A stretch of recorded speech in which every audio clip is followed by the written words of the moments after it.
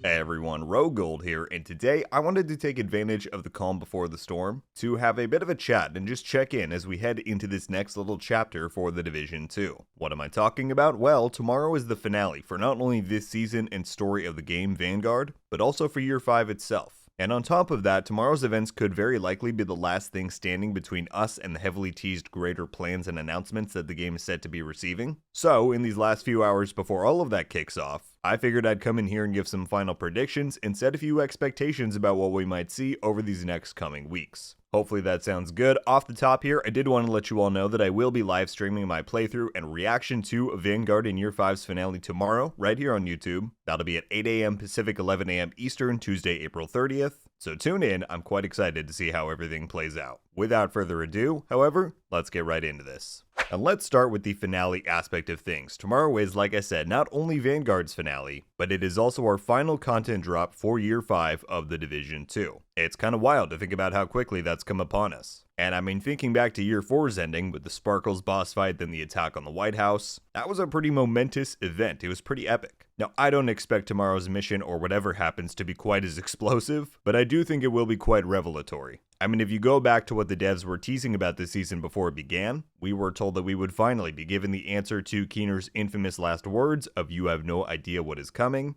And throughout these first 3 steps to the manhunt, we've yet to get an answer on that definitively. So I think that is pretty emblematic of what is in store. But of course, there's also a dozen other plot threads that we're awaiting answers for. Like, who's been stalking Kelso? What happened to Kelso? Or where was she taken after falling unconscious in the last cutscene? What is the gift inside of the shade crate that Keener left for Faye, and how is it supposed to help us stop the hunters? There's a lot of big moments and big reveals waiting to go off tomorrow, and I can't wait to get to them. Now, I know there's been some skepticism about how conclusive or satisfying this finale will really feel, given it was originally intended to lead directly into the Brooklyn DLC in Year 5 Season 4. I've talked about that plenty myself.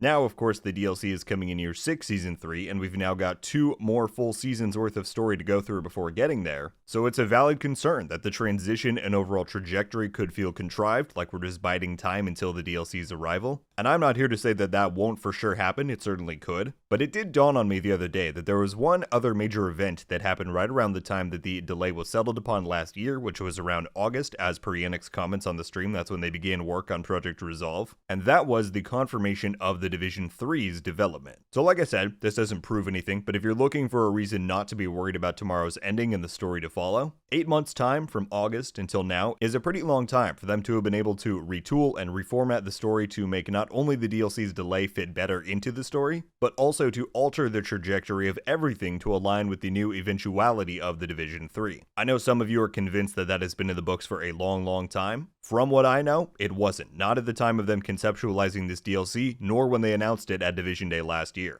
So all of this is simply to say, let's hope tomorrow serves as a satisfying finale to Year 5, despite it originally not being intended for that. Things change all the time, and hopefully with the advance they were given about the delay and the knowledge of knowing what's to come down the line, the story department made the right changes to set us up for an awesome time. We'll find out soon enough. We then also need to talk about the Division 2 at large, right? Because there's been a giant Division Day sized elephant in the room for a while now. What I'm of course referring to is the ongoing mystery about just the future of the game, right? And if you want a quick recap as to all of the weird things that have been going on lately, let me run down the list here. Project Resolve and Vanguard releases back in early February, and since then there has been a very odd silence from the team about just the future in general, including the known issues board still listing 0 notable features or things they're working on for TU21. Then we have the Division 2's 5th anniversary, where they tease at the end about how there's so much more stuff coming besides Seasons 2.0 and the Brooklyn DLC. Then we had Yannick on the Ubisoft news stream suggesting that they could be working on more stuff for Year 6 than what's already been announced. Around that time and since then, there's also been a lot of other cryptic or teasing posts from various developers about how they're super excited to see people's reactions to what's coming next. You then had Daria confirm that while there wouldn't be a Division Day this year, quote, something else will be taking its place. Then you had them shadow drop the TU21 PTS this last week, and the timing of it, 6 weeks in advance from the update's release, with it having no real big content to test out, that's not normal. And not to mention the PTS itself. It was the most restrictive and secretive PTS I can recall in recent memory, maybe ever. Meaning normally you can find the next season's title in the comms, you can snoop around and glean a few new details since you're basically previewing a template of the next update. Nope, this one was a carbon copy of the live game with the new items we were testing just placed in there. There was zero info to be found about anything. Trust me, I looked. Now look folks, I get it, I hear ya. You've been burned too many times before, or you simply don't get as excited for this stuff as maybe you did in the past. I'm not here to change any minds. Nor am I here to say that skepticism is invalid, it totally is. But I also know that it's essentially my job to closely follow what is happening with the game, to track marketing patterns, etc, etc. This is not normal. Things have not felt normal to me for a good little while. And I don't have an explanation for why that is. We know it's not stemming from bad things. We've got Seasons 2.0, the Brooklyn DLC, Division 3, that's all locked in. So why the secrecy? Why all the teases? I really can't tell you, but I do have a pretty firm belief that tomorrow's finale could be the last thing that the devs were waiting for before beginning to unveil some of what they may be holding on to. Now, whether that is for story purposes, maybe there's revelations to such an insane degree that they wanted to wait for that to come out before saying anything, or simply because it's the end of year 5 and they wanted to close that out before looking ahead. I don't know. And I also don't want to make anybody any promises about what is coming, because I truly do not know. I don't know if year 6 season 1 has some kind of hidden content that they've developed and they don't want us to know about yet. I don't know if they're planning some huge showcase of Seasons 2.0, the Brooklyn DLC, all this big content we've got coming. I don't know what this something else is instead of Division Day that they've got cooking. But I do know that those answers are coming sooner rather than later. And sometime between tomorrow's finale and June 11th, which if you didn't know is the currently slated release for Year 6 Season 1, all will be revealed. We're gonna find out why things have been so quiet, what they might have in store. Whether that's as soon as this week or next if they were just waiting for this finale to drop, or perhaps they're saving some big info for Ubisoft Forward on June 10th. I personally doubt that everything is being kept for that since that's only one day before Year 6 is set to begin, but at this point anything can happen.